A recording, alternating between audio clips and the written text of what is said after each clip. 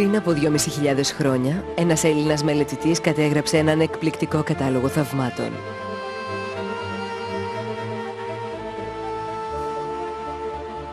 «Η θέα των εικόνων δεν μπορεί να καταστραφεί ποτέ από τα μάτια του νου», είπε.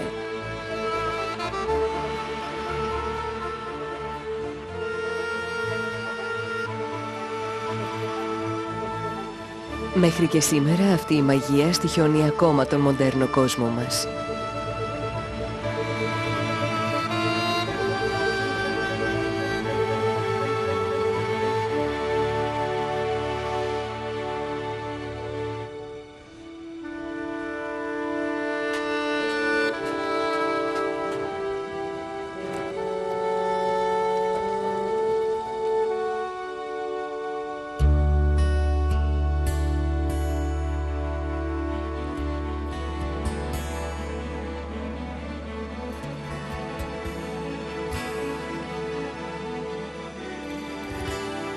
Τόσο ισχυρό είναι το αρχαίο όνειρο. Ο κλασικός κατάλογος των 7 θαυμάτων ενθαρρύνει ακόμα το συναγωνισμό και εμφανίζονται νέες λίστες θαυμάτων.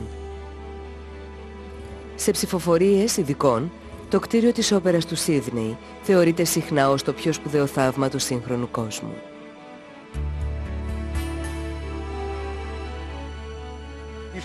Ανακαλύπτουμε ότι οι σύγχρονοι κατάλογοι θαυμάτων είναι μετοχές μικρής αξίας. Δεν είναι το μεγάλο ή γρήγορο πράγμα που θα περίμενε κανείς. Στην πραγματικότητα είναι κτίρια όπερας πολύ μικρά για τα μεγάλα έργα της όπερας. Ή πολύ παλιοί ουρανοξύστες που κάποτε σκόνταψε πάνω τους ο King Kong.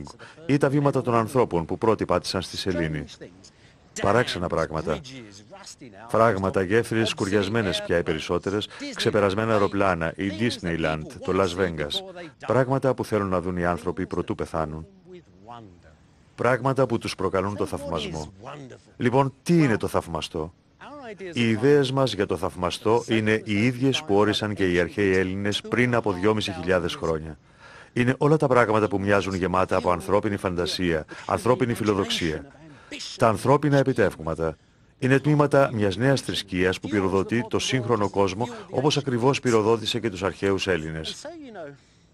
Και προς ενημέρωσή σας, η ιστορία των θαυμάτων, η ιστορία του πώς εκείνες οι αρχαίες εικόνες έφτασαν από την Ελλάδα στο σήμερα, είναι κατ' ουσίαν η ιστορία της σύγχρονης φαντασίας.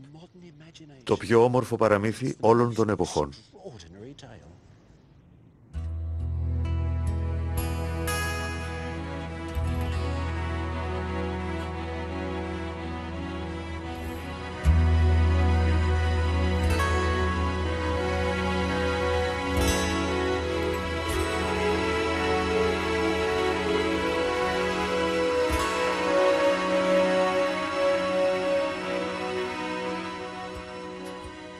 Βλέποντας εξωτερικά το κτίριο της όπερας, είναι λίγο σαν να κοιτάζουμε τις πυραμίδες. Ταξιδεύεις από το ταβάνι της ανθρώπινης φαντασίας πίσω στα πιο αρχαία φαντάσματα του παρελθόντος.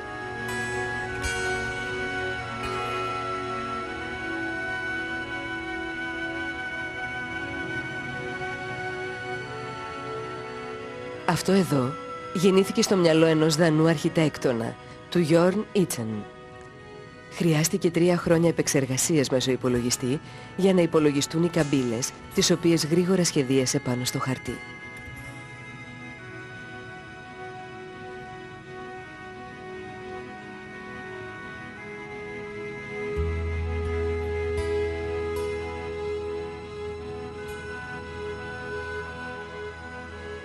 Το τιτάνιο και η ρητίνη είναι αυτά που το συγκρατούν.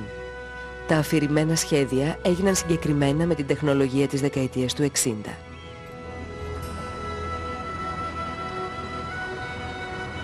Ωστόσο, όπως οι αρχαίοι Έλληνες, ο Ιτσεν επιθυμούσε να φτιάξει όμορφα, υπέροχα σχήματα.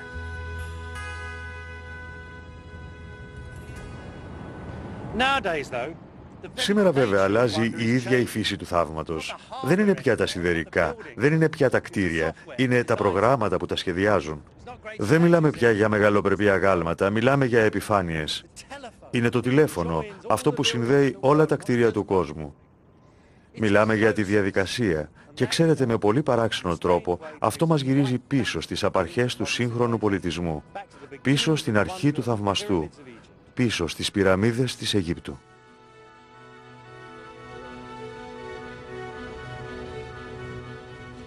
Αυτό που κοιτάζουμε εδώ είναι η διαδικασία. Οι Αιγυπτιακές πυραμίδες είναι ένα εκπληκτικό μνημείο. Απλώς είναι η κληρονομιά μιας διαδικασίας που αποδυνάμωσε ένα ολόκληρο έθνος. Χιλιάδων άνθρωποι εργάστηκαν για ολόκληρες δεκαετίες. Κατασκεύασαν το μοναδικό αρχαίο θαύμα που επιβίωσε. Και το παλαιότερο. Από όλα τα αρχαία θαύματα, οι πυραμίδες είναι το μοναδικό που βρίσκεται στον κατάλογο θαυμάτων του καθενός από εμάς.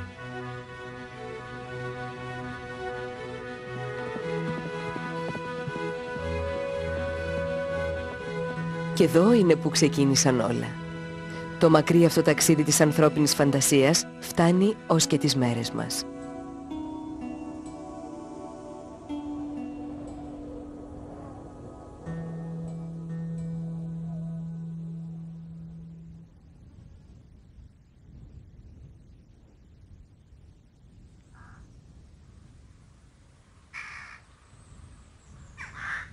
Κατά τον 1ο αιώνα, ο Πλίνιος, αυτός ο πολύ λογικός Ρωμαίος, ονόμασε τις πυραμίδες άεργες και ανόητες επιδείξεις βασιλικού πλούτου.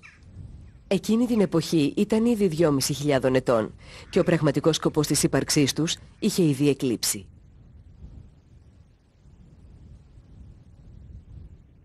Προφανώς οι πυραμίδες είναι τύμβοι για βασιλιάδες. Όμως είναι και κάτι άλλο επίσης. Για τους αρχαίους Αιγύπτιους ήταν φίλοι. Κατά τη διάρκεια της κατασκευής των πυραμίδων, βλέπετε, οι Αιγύπτιοι ανακάλυψαν την ιδέα του ιερού κράτους. Επομένως, οι πυραμίδες ήταν απόδειξη ότι το βασίλειό τους βρίσκονταν σε τάξη και σύνδεση με την αιωνιότητα.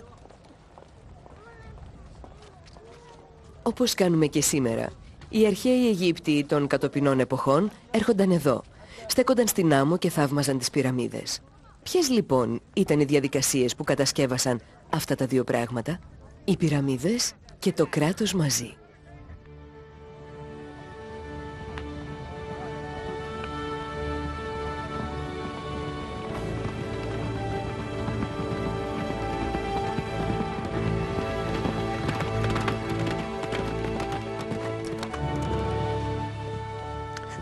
Το πρώτο πράγμα που κάνεις όταν ξεκινάς το χτίσιμο μιας πυραμίδας είναι να σκάψεις μια τρύπα για το βασιλικό νεκρικό θάλαμο. Οι Αιγύπτιοι βασιλείς πάντοτε θάβονταν στο χώμα. Ήταν λαός αφοσιωμένος στην παράδοση. Μάλιστα για την εποχή του αυτός ο νεκρικός θάλαμος είναι παλιωμοδίτικος. Όμως εδώ αυτό που σε εντυπωσιάζει είναι το μέγεθος. Αν αυτό είχε ολοκληρωθεί ποτέ, θα ήταν ο μεγαλύτερος τύμβος που φτιάχτηκε ποτέ μέσα στην πυραμίδα.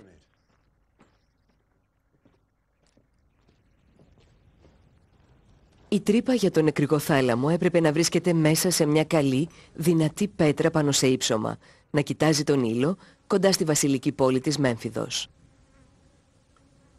Εδώ μπορείτε να δείτε πώς χτίζονταν οι πυραμίδες, μιας και αυτή δεν τελείωσε ποτέ. Ο βασιλιάς Τζεντεφρού έζησε μόνο για λίγα χρόνια ανάμεσα στους χτίστες των μεγάλων πυραμίδων, του Χέοπα και του Χευρίνου. Είναι μια πυραμίδα που δεν ολοκληρώθηκε από την εποχή των μεγαλύτερων πυραμίδων.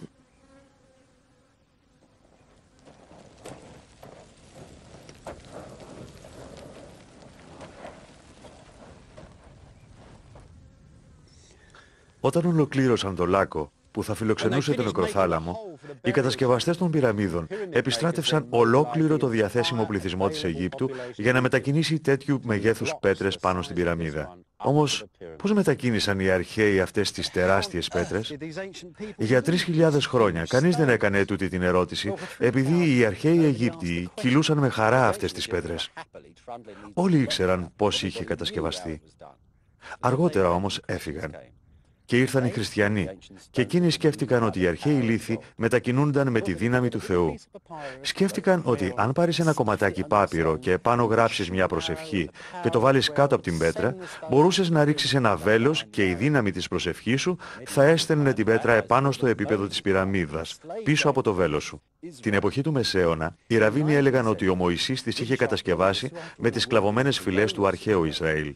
Το 19ο αιώνα, Βρετανοί αρχαιολόγοι που ζούσαν μέσα σε αποικιοκρατικό περιβάλλον κατάλαβαν ότι οι πυραμίδες κατασκευάστηκαν με χιλιάδες σκλάβους και αυστηρή διοίκηση, όπως ακριβώς έκαναν και οι Βρετανοί.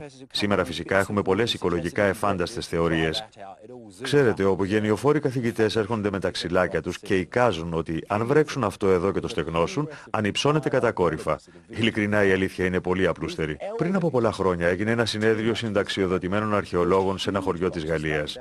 Και αυτοί οι ηλικιωμένοι κύριοι, χωρίς ιδιαίτερη σωματική προσπάθεια για το πείραμα, έσπρωξαν τεράστια κομμάτια πέτρες στη λεωφόρο, χρησιμοποιώντας λάσπη και νερό.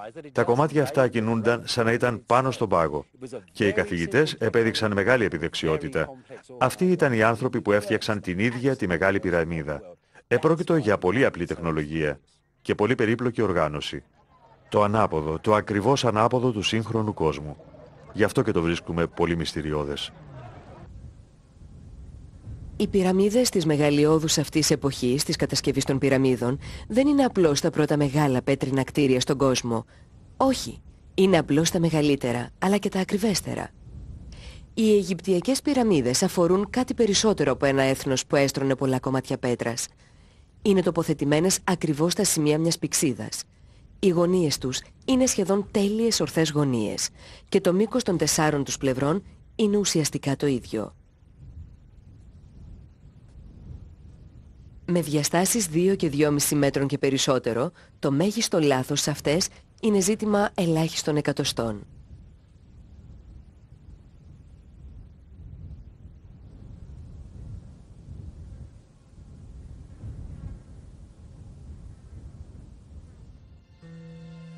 Στους ύστερους καιρούς, τέτοια μαγική γεωμετρία, τέτοια εκπληκτική ακρίβεια έμοιαζε υπερφυσική. Οι Άραβες συγγραφείς της εποχής του Μεσαίωνα έλεγαν ότι οι πυραμίδες κατασκευάστηκαν για να μετράται ο χρόνος. Ο ίδιος ο χρόνος, έγραψαν, τρομάζει στη θέα των πυραμίδων. Διαπρεπείς Ευρωπαίοι μαθηματικοί και αστρονόμοι αναζήτησαν τη σύνδεση της Μεγάλης Πυραμίδας με την τάξη του σύμπαντος. Τέτοιες θεωρίες βασίστηκαν συχνά στα εσωτερικά δώματα της Μεγάλης Πυραμίδας, της οποίας οι διάδρομοι και οι θάλαμοι κατασκευάστηκαν με θανάσιμη ακρίβεια. Υπήρχαν 3 νεκροθάλαμοι. Ο πρώτος χαράχτηκε μέσα σε ένα βράχο κάτω από το κέντρο της πυραμίδας, με τον παραδοσιακό τρόπο. Αργότερα ένας δεύτερος διάδρομος κόπηκε εκεί και ένας δεύτερος νεκρικός θάλαμος χτίστηκε στο τέρμα του διαδρόμου αυτού. Όμως ούτε και αυτό δεν ολοκληρώθηκε. Και πάλι ένας ακόμα διάδρομος, η τεράστια μοναδική μεγαλοπρεπή στοά, θαύμα από μόνη της, εκτείνεται μέσα στην καρδιά της πυραμίδας και ένας τρίτος νεκρικός θάλαμος τοποθετείται στο τέρμα της.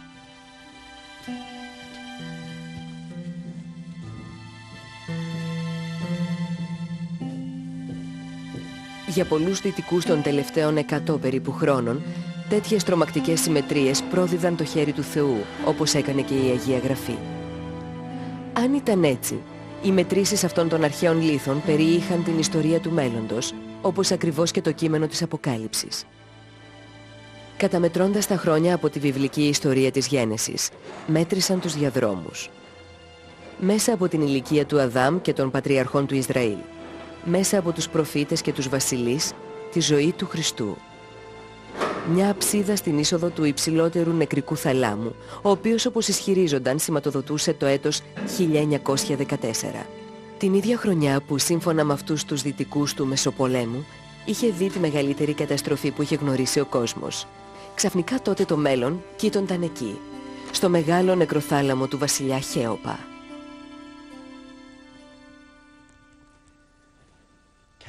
Μπορείτε να τους φανταστείτε, τους σύγχρονους αυτούς μυστικιστές, τα μυστήρια της ιστορίας, το μέλλον στην κυριαρχία τους. Αργά πλησίαζαν το τέλος του κόσμου το 1928. Τέλεια παράνοια.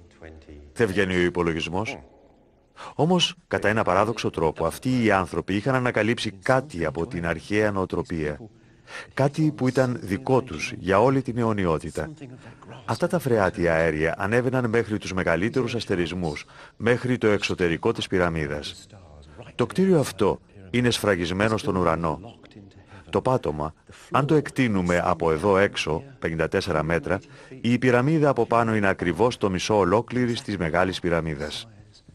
Υπάρχει μια μαγική γεωμετρία που κυβερνά το χώρο. Αυτή η τείχη είναι με τόση ακρίβεια κατασκευασμένη προς βορρά, νότο, ανατολή και δύση, που λαθεύουν μόνο στο εκατοστό της μοίρας. Η σαρκοφάγος πριν την περιλάβουν οι τουρίστες ήταν τόσο τέλεια που μόνο σύγχρονα όργανα μέτρησης μπορούν να βρουν ασυμφωνίες στο μέγεθός της. Επομένως, οι αρχαίοι ενδιαφέρονταν για μια κάποιας μορφής αιώνια αφοσίωση. Ο βασιλιάς είχε τοποθετηθεί μέσα στην καρδιά της Αιγύπτου, μέσα στην καρδιά του ουρανού. Ο Νείλος άλλωστε ρέει από τον νότο προς το βορρά. Ο ήλιος διασχίζει τη χώρα από την Ανατολή προς τη Δύση. Προσπαθούσαν να αγγίξουν την αιωνιότητα και να κάνουν αυτή την αίθουσα σκληρή σαν διαμάντη. Και όσο περισσότερο τέλεια γινόταν.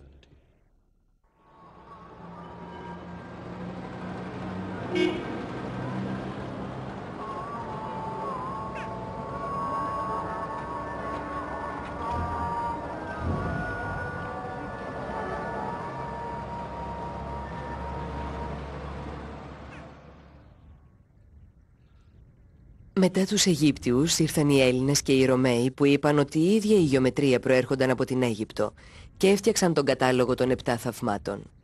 Κατόπιν ήρθαν οι χριστιανοί που απέφευγαν με ταυδελιγμίας τέτοιες παγανιστικές κατασκευές. Οι πυραμίδες δεν αναφέρονται καν μέσα στη βίβλο. Για εκείνους τα πραγματικά θαύματα είναι τα έργα του Θεού. Για λίγο τα αρχαία 7 θαύματα έμοιαζαν να έχουν εξαφανιστεί. Όμως ετούτες οι εκπληκτικές πέτρες μέσα στην έρημο διήρκησαν και προσκυνητές ακόμα περπατούν μέσα στην έρημο για να τις δουν.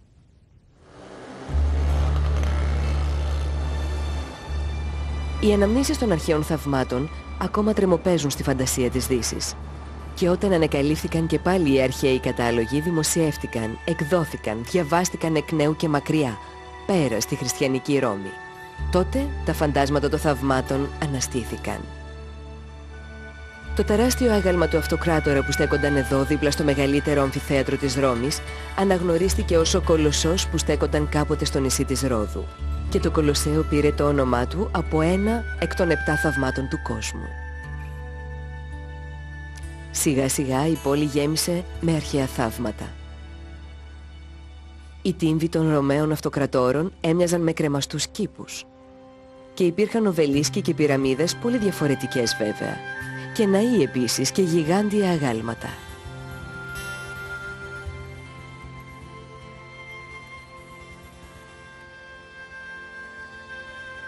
Η Ρώμη λοιπόν, όχι η Βαβυλώνα, ήταν γεμάτη από αστερισμούς και ζωδιακούς κύκλους.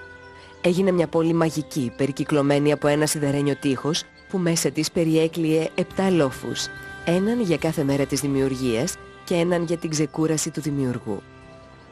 Υπήρχαν 365 πλατείες στη Ρώμη, 365 δρόμοι, 365 παλάτια για τους πάπες και κάθε παλάτι είχε 365 σκαλοπάτια και κάθε σκαλοπάτι καλύπτονταν από τόσο ψωμί που θα έφτανε για να χορτάσει τον πλανήτη. Ήταν το όνειρο ενός φτωχού λαού που φαντάζονταν ότι είχε θρυλικό παρελθόν. Παρελθόν αφάνταστου πλούτου και υπεροχής. Σιγά σιγά ωστόσο, τα αρχαία φαντάσματα των θαυμάτων βρήκαν ξανά μια θέση στη φαντασία και τη φιλοδοξία της ανθρωπότητας. Και τότε ήταν που δημιουργήθηκαν οι ωραιότερες εικόνες από όλα τα 7 θαύματα του κόσμου. Εκείνη τη μαγική στιγμή όπου είχε ξεκινήσει η επιστημονική μελέτη, ενώ εκείνες οι αρχαίες αναμνήσεις και οι μύθοι ήταν ακόμα ζωντανοί. Το 1520 περίπου, ο δανός καλλιτέχνης Μάρτεν Βον Χέμσκερκ ταξίδεψε στη Ρώμη και μαγεύτηκε από την πόλη. Χρόνια αργότερα παρήγαγε μια σειρά από σχέδια που επανέφεραν στη ζωή τα 7 θαύματα του κόσμου. Ο Χέμσκερκ τοποθέτησε τα 7 θαύματα σε μια σκηνή που όλοι γνώριζαν και μπορούσαν να χαρούν. Δημοσιεύτηκαν σαν μια σειρά σχεδίων και έγιναν πολύ δημοφιλή. Και μέχρι και έναν αιώνα αργότερα, οι φαντές χαλιών χρησιμοποιούσαν τα σχέδιά του για κουρτίνες ευγενών που έφεραν αναπαραστάσεις των 7 αρχαίων θαυμάτων του κόσμου. Αυτό είναι ενδεχομένως το πιο διάσημο από τα 7 θαύματα του Χέμσκερκ. Ο τεράστιος κολοσσός της Ρόδου ενώ δρασκελίζει το λιμάνι. Στην πραγματικότητα αυτή η φιγούρα δεν είναι ιδέα του Χέμσκερκ.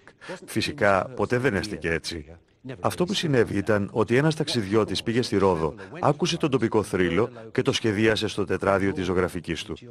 Ο Χέμσκερκ έκλεψε το σχέδιο, το οποίο είχε περίπου αυτό το σχήμα, και το τοποθέτησε μέσα σε αυτό το υπέροχο μαγικό τοπίο που διηγείται την ιστορία του Κολοσσού.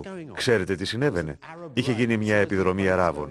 Βλέπετε αυτά τα μικρά πλοιάρια που μπαίνουν μέσα με χριστιανούς σκλάβους από τις γαλέρες να απομακρύνονται? Είναι οι ντόπιοι που προσεύχονται στον Κολοσσό για να τους βοηθήσει. Και να εδώ οι Άραβες εργάτες που διαλύουν το μεγαλοπρεπές πρόσωπο του αγάλματος.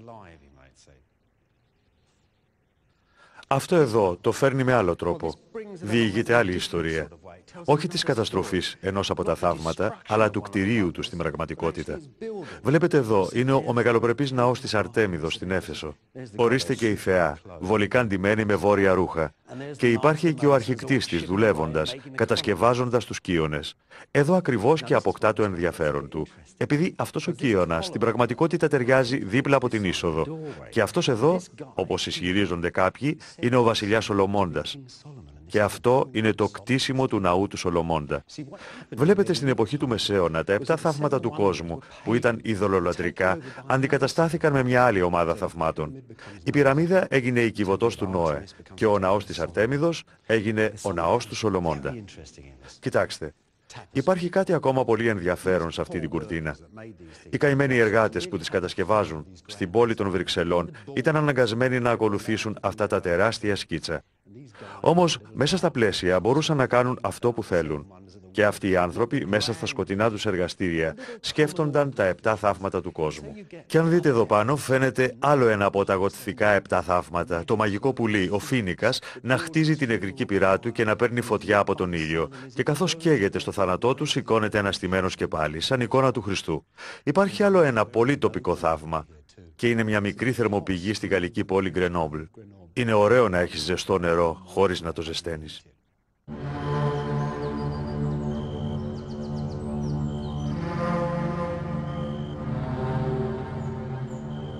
Υπήρχαν κι άλλα οράματα για τα 7 θαύματα. Οράματα πολύ λιγότερο καλοσυνάτα και πολύ περισσότερο τρομακτικά. Και αυτά επίσης τύχιοναν τις σύγχρονες πόλεις μας. Όνειρα που ξεκίνησαν μέσα από ένα ρωμαϊκό δάσος. Όνειρα πόνου, αγάπης και θανάτου.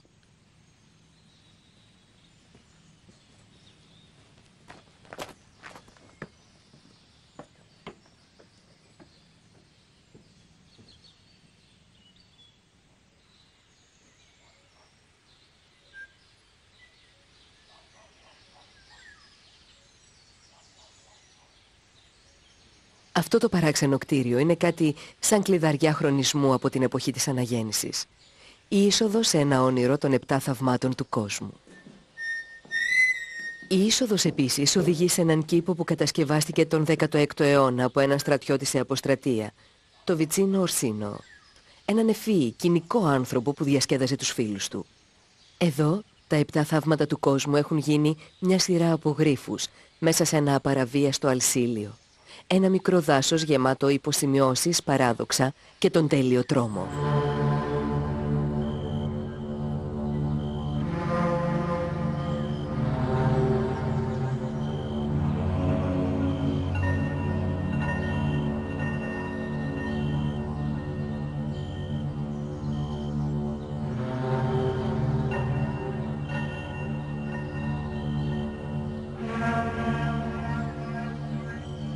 Ο Ορσίνο κάνει τον Κολοσσό από τα 7 θαύματα του κόσμου έναν τρελό παλαιστή που ξεσκίζει στα 2 τον αντιπαλό του. Ο παλιός στρατιώτης που διεύθυνε σφαγές στο όνομα του Πάπα μας δείχνει τη σκοτεινή πλευρά της μάχης και μας παρουσιάζει ένα βασανιστικό παράδοξο. Ο ίδιος ο Ορσίνο σε σκουντά καθώς προχωρά στον εφιάλτη του. Αν η Ρόδος περηφανευόταν για τον Κολοσσό της, έλεγε, έτσι κι αυτό μέσα στο δάσος μου είναι πηγή δόξης. Μια παλιά φοινικική ξυλογραφία σε έναν ονειρό Κρήτη έδειξε στον Ορσίνο το όραμα του αρχαίου μαυσολείου. Τα γλυπτά του αντιγράφουν τα ιστία που διαλαλούν τη νίκη στην κορυφή τους και το έβαλε να στέκεται πάνω στη χελώνα. Λοιπόν, μιλάμε για μια αργή κοινική νίκη ή το ότι προχωράμε προς τα σαγόνια της κολάσεως.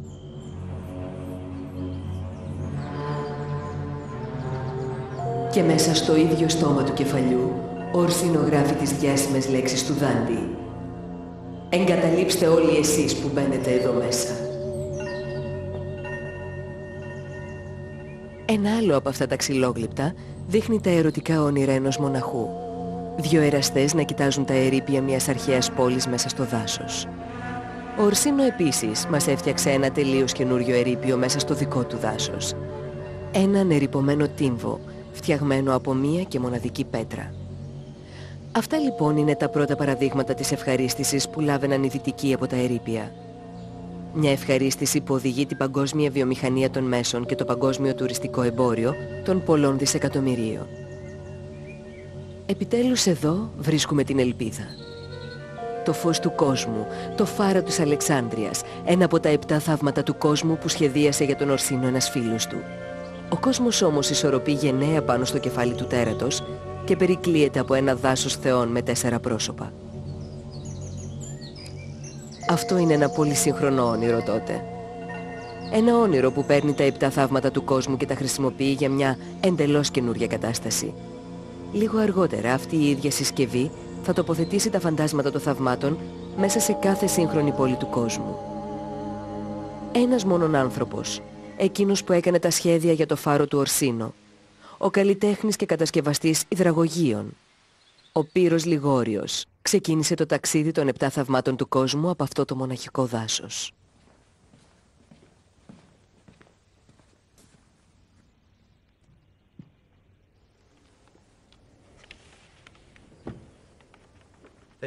Ορίστε ο τόμος 34 από τις αρχαιότητες της Ρώμης, γραμμένες από τον Πύρο Λιγόριο.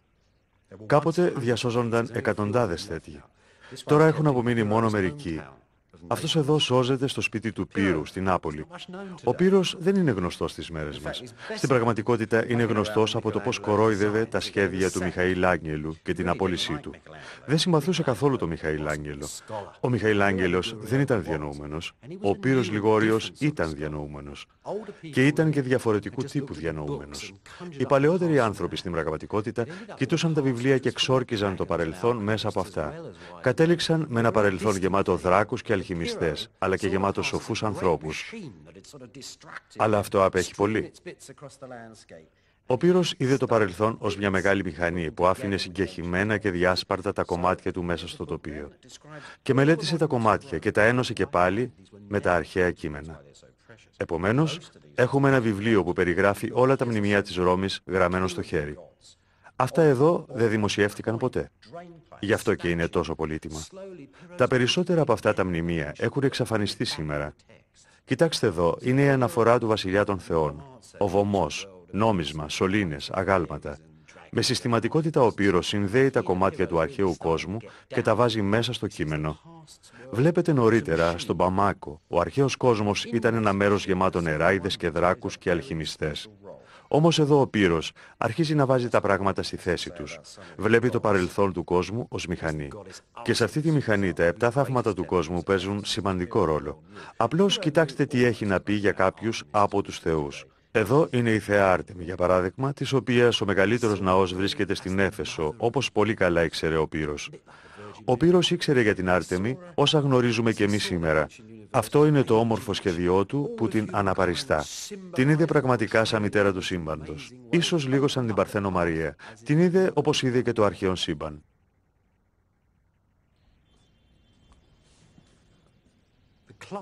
Η κορύφωση του έργου που συνέγραψε ο Πύρος για την αρχαιότητα είναι αυτός ο ασύλληπτος χάρτης που δημοσιεύτηκε το 1561. Δείχνει την πόλη της Ρώμης. Για τους περισσότερους δυτικούς πάντα θεωρούνταν ως το αποκορύφωμα του ειδωλολατρικού πολιτισμού. Για τον Πύρο φυσικά αυτό σήμαινε ότι έπρεπε να είναι γεμάτη από θαύματα. Καθένα από τα θαύματα συμβόλιζε κατά κάποιο τρόπο κομμάτια της μεγάλης μηχανής. Γι' αυτό, αν κοιτάξετε το χάρτη, δεν είναι μόνο ένας όμορφος χάρτης της Ρώμης, αλλά και γεμάτος από θαύματα του κόσμου. Εδώ, για παράδειγμα, είναι η κρεμαστή κήπη. Για τον Πύρο, αυτό σηματοδοτούσε την τέλεια ισορροπία ανάμεσα στον άνθρωπο και τη φύση. Εδώ βλέπουμε κάποιες πυραμίδες. δεν είναι απλώς οι σιταποθήκες που μας περιγράφει η Παλαιά Διαθήκη, αλλά και αποθήκες της ανθρώπινης ψυχής. Φάροι επίσης για να οδηγούν τους ανθρώπους στους δρόμους και τα ποτάμια. Όμως ξέρετε, δεν ήταν απλώς ένας χάρτης της Ρώμης αυτό που κατάφερε ο Πύρος. Ήταν μια υπέροχη ένωση ανάμεσα στο μύθο και την αρχαιολογία. Έκανε έναν άλλο χάρτη του λιμανιού της Ρώμης που βρισκόταν σε αυτή την πλευρά. Ορίστε. Τώρα βρίσκονται μαζί τόσα πολλά θαύματα του κόσμου. Ορίστε ο Κολοσσός που στέκει για να σας πει ότι είστε στο κέντρο του πολιτισμού. Υπάρχει και ο φάρος για να οδηγήσει τη βάρκα σας μέσα στο λιμάνι και την ψυχή σας μέσα στον πολιτισμό. Και υπάρχει και μια μεγάλη τοξωτή στοά που αγκαλιάζει όχι μόνο τους ναυτικούς, αλλά και την ίδια την ψυχή. Υπήρξε όλο αυτό η έμπνευση που δημιούργησε τις πλατείες της Ρώμης? Ή ο Πύρος ήταν απλώς μπροστά από την εποχή του? Στον Άγιο Πέτρο η μεγάλη στοά του Μπερνίνη μοιάζει σαν να αντυχεί τα διάσημα σχέδια του Πύρου, εκεί όπου αναπαριστά το αρχαίο λιμάνι της Ρώμης.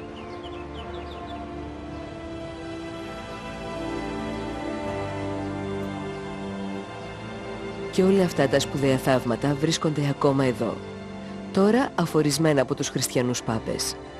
Ο Αιγυπτιακός οβελίσκος, τον οποίο ο Πύρος αποκαλούσε πυραμίδα, τώρα είναι στεφανωμένος από έναν χρυσό σταυρό. Και το ειδωλολατρικό λιμάνι του Πύρου είναι τώρα καταφύγιο για τους πιστούς, στολισμένο με κολοσσέα αγάλματα των Αγίων.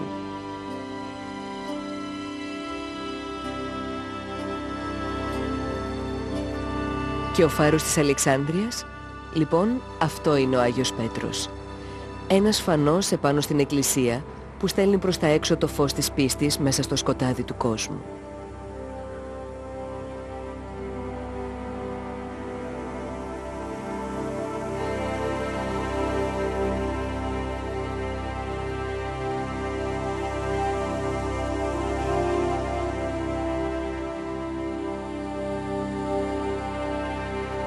Δρόμοι μετά το δρόμο, πλατεία την πλατεία, όλη η Ρώμη ήταν γεμάτη με όνειρα για το θαυμαστό.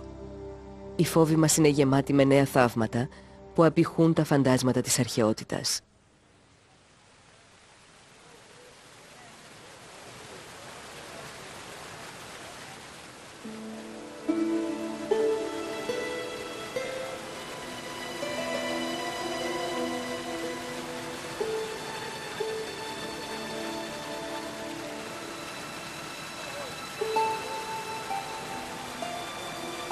Τα οράματα της αρχαιότητας που μας τυχιώνουν, του Αλέξανδρου, των ελεφάντων και των Φαραώ.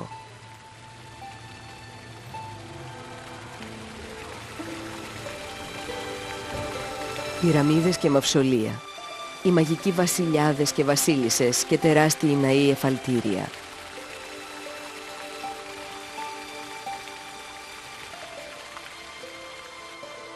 Τεράστιες φιλοδοξίες και εκπληκτικές εικόνες διασπαρμένες μέσα στο δυτικό κόσμο.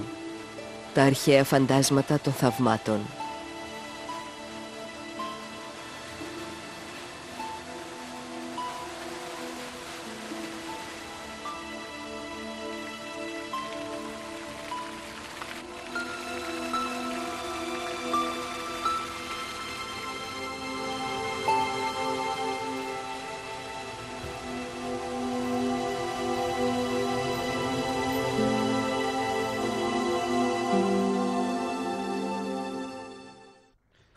Τελικά ένας Αυστριακός αρχιτέκτονας ήταν εκείνος που κατέβασε τα 7 θαύματα στη γη, ο Johann Fischer von Erlach.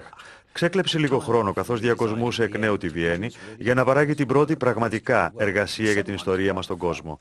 Το εξώφυλλο, ένα υπέροχο κείμενο με μαύρα γράμματα. Και εδώ αμέσως είναι τα 7 θαύματα. Αυτά είναι τα 7 θαύματα ως διαδικασία. Δεν είναι τα 7 θαύματα ως εκπληκτικά επιτεύγματα και αναπάντεχα κατασκευάσματα. Εδώ έχουμε μια εικόνα της Βαβυλώνας και αναζητά τον τρόπο με τον οποίο αρδεύονταν οι κήποι.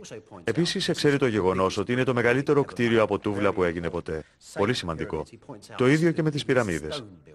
Πώς τα κατάφεραν αυτοί οι άνθρωποι? Η απάντηση έγκυται στην οργάνωση.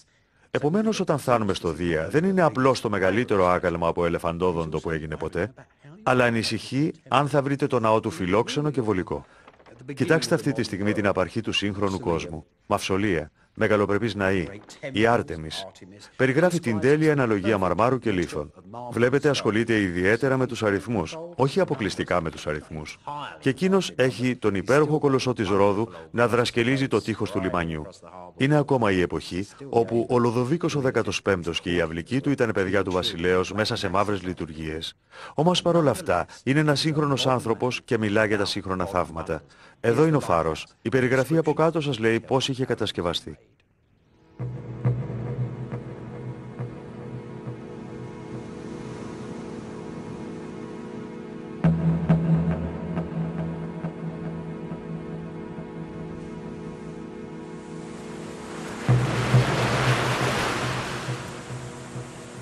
Ωστόσο, τον 18ο αιώνα, τον ίδιο αιώνα που έζησε και ο Φον Έρλαχ, το θαύμα από τη φύση του είχε αρχίσει να μεταμορφώνεται. Άλλαζε για να γεφυρώσει τα χάσματα του κόσμου. Μία τελείως νέα αντίληψη περί θαυμάτων άρχισε να αναδύεται. Την Κυριακή 12 Αυγούστου του έτους 1770, δύο μάλλον ανυπόμονοι άντρες ανέβηκαν μέχρι αυτό το λόφο. Ο κάπτεν James Cook, του βασιλικού ναυτικού, και ο βοτανολόγος Joseph Banks.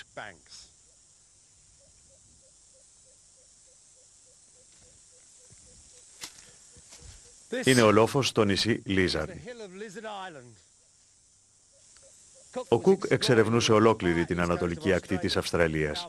Τώρα φυσικά δεν ήταν ο πρώτος που έφτασε μέχρι εδώ. Οι Αβοριγίδες ήταν εδώ για τόσα πολλά χρόνια που είχαν δει τη θάλασσα να μπαίνει μέσα στη στεριά και τα κοράλια να μεγαλώνουν στο θερμό νερό της. Είχαν επίσης έρθει εδώ άνθρωποι από την Ιάβα και την Κίνα. Όμως η παρέα του Κουκ ήταν οι πρώτοι άνθρωποι που είχαν σύγχρονο όραμα για την έλευσή τους εδώ. Άνθρωποι με σύγχρονη αίσθηση ιδιοκτησίας και κατοχής. Και ήταν διατεθειμένοι αυτό να το διεκδικήσουν και με τα όπλα. Εκείνη την εποχή, άντρες σαν τον Κουκ χαρτογραφούσαν ολόκληρο τον πλανήτη, σημαδεύοντάς τον, ελέγχοντάς τον. Στον αιώνα που ακολούθησε, σιδηρόδρομοι, αεροδιάδρομοι, δρόμοι, καλώδια δεκάδων περιγραφών και ιδιωτήτων μπήκαν γύρω από τον πλανήτη, περιστοιχίζοντας όλη τη γη με ένα δίκτυ μέσα στη μεγαλόπρεπη, ανεξέλεγκτη, ανεξερεύνητη φύση. Ο κόσμος στον οποίο ο άνθρωπος έζησε από την αρχή του κόσμου, ο κόσμος μέσα στον οποίο έκτισε τα 7 θαύματα του κόσμου, δεν είχε σκοπό να εξαφανιστεί. Καθώς ανέβαιναν προς τα πάνω, δεν σκεφτόντουσαν ούτε την καυτή ζέστη, ούτε την πολλή υγρασία. Αυτό που αναζητούσαν ήταν ένας τρόπος να διαφύγουν από τη θανάσιμη παγίδα.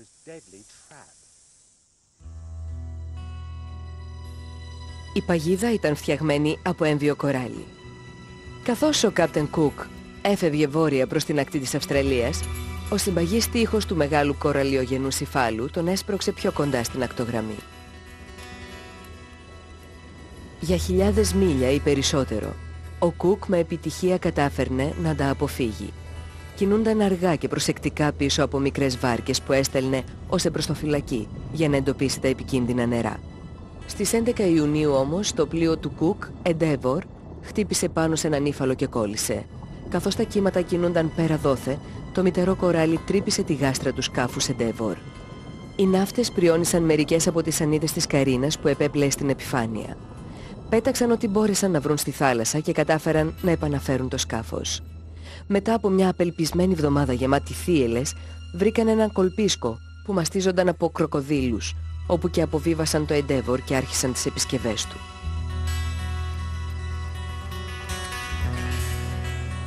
Μετά από 5 εβδομάδες, είχαν ήδη επιστρέψει στη θάλασσα, ακόμα κινούμενοι μέσα στα πολύ επικίνδυνα νερά. Με τα κοράλια ακόμα να τους απειλούν και έναν ύφαλο που κινούνταν όλο και πιο κοντά στη στεριά. Ένιωθαν, όπως είπε ο ίδιος ο Κουκ, τελείως παγιδευμένοι σε αυτή την τόσο αφιλόξενη ακτή.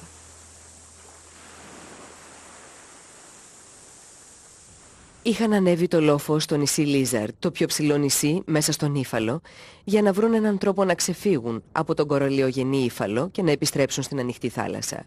Από την κορυφή του λόφου ο Κουκ είδε το δρόμο της διαφυγής, ένα στενό πέρασμα μέσα από τον ύφαλο.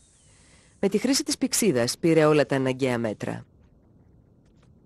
Την αμέσως επόμενη μέρα, το Endeavour ξεκίνησε θριαμβευτικά μέσα από το επικίνδυνο μικρό κανάλι, μέσα από το μεγάλο κοραλιογενή ύφαλο για να βρει μια μεγάλη απέραντη θάλασσα.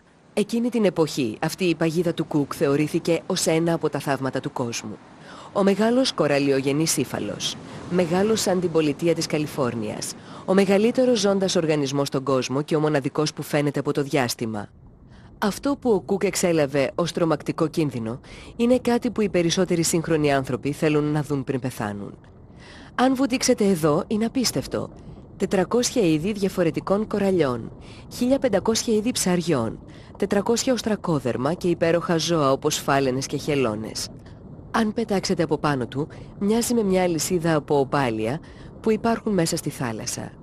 Όμως μόνο το μικροσκόπιο μπορεί να σας δείξει τις λεπτομέρειες των πολύποδων κοραλιών που τα δημιούργησαν όλα. Για να δούμε το θαύμα αυτού του μέρους, για να το δούμε με τον τρόπο που το βλέπουμε σήμερα, χρειαζόμαστε τα εργαλεία που ο καημένος ο Κάπτεν Κουκ δεν είχε ποτέ. Φιάλες οξυγόνου αυτοκατάδυσης, φωτογραφικές μηχανές, αεροπλάνα, θαλαμίσκους διαστημοπλοίου και μικροσκόπια. Και αυτά δημιούργησαν έναν τελείως διαφορετικό κόσμο για μας. Παρότι ο Κουκ δεν θα το μάθαινε ποτέ, οι χάρτες και τα σχέδιά του για τους άγνωστους γυαλούς είχαν γίνει μέρος ενός βασικού πλέγματος, αυτού του ολοκένουργιου σύμπαντος, όπου υπάρχουν θαύματα πολύ διαφορετικού είδους. Θαύματα της φύσης που χειραγωγούμε και παρατηρούμε.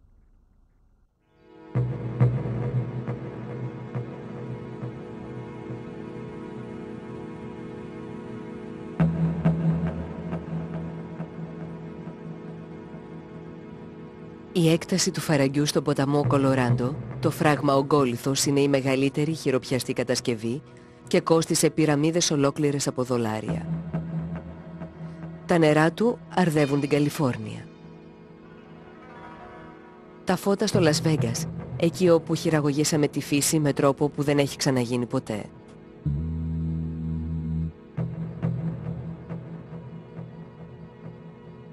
Τώρα, ο μεγαλειώδης σπουδαίος φυσικός νόμος είναι παγιδευμένος και ενώ συνδεδεμένος με την ανθρωπότητα. Χτίζοντας από ισχυρές βασικές δυνάμεις, χρησιμοποιώντας τους φυσικούς νόμους, φτιάχνουμε τον ηλεκτρισμό και όλες τις άλλες σύγχρονες μορφές ενέργειας. Τότε, κατά κάποιο τρόπο, προσθέτουμε στη φύση. Και έχουμε και έναν ολοκένουργιο κόσμο γεμάτο από σύγχρονα θαύματα.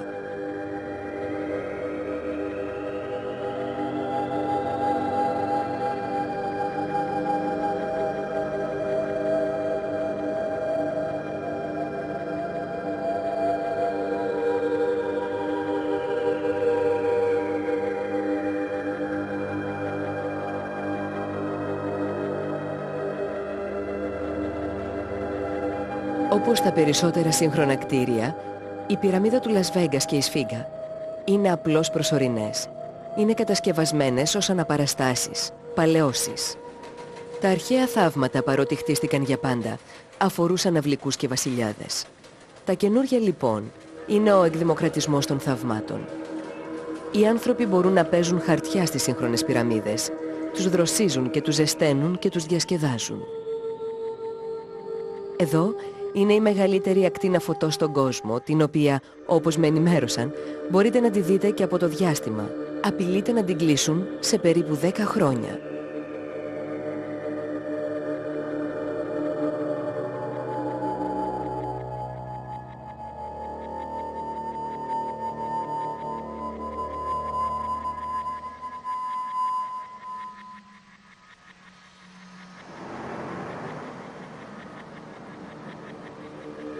Προφανώς το πραγματικό θαύμα βρίσκεται κάπου αλλού. Ίσως οι πόλεις με τα νευρικά τους καλώδια να έχουν γίνει οι ίδιες το θαύμα. Δεν είναι αυτό που παραδοσιακά θα ονομάζαμε υπέροχο. Όμως είναι υπέροχες τελικά. Όσο υπέροχο είναι και το τοπίο.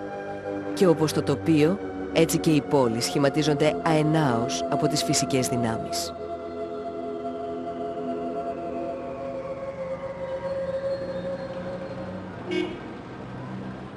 Οι αρχαίοι λαοί και εκείνοι πίστευαν πως είναι συνδεδεμένοι με τη φύση.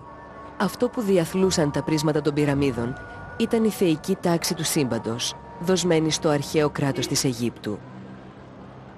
Τότε, στην ελεύθερη αρχή, δημιουργήθηκαν τα θαύματα και τα σύγχρονα μυαλά, εδώ, στα μαγικά βουνά των Φαραώ. Αφήγηση, Θέμης Ψυχογιός, Έμι Στυλιανίδη. Τεχνική επεξεργασία, Στούντιο Τρίτον.